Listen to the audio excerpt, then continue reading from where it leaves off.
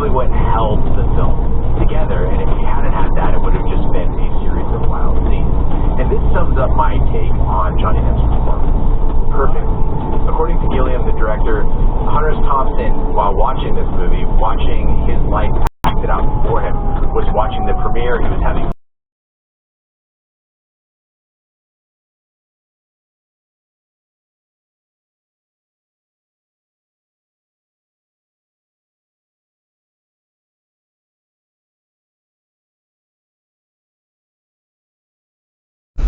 Turn right onto Southgate Road.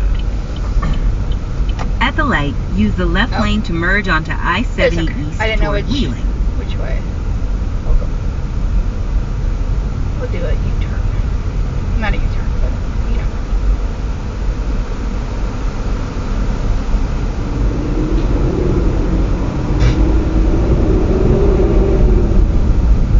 I'm not doing that. yeah.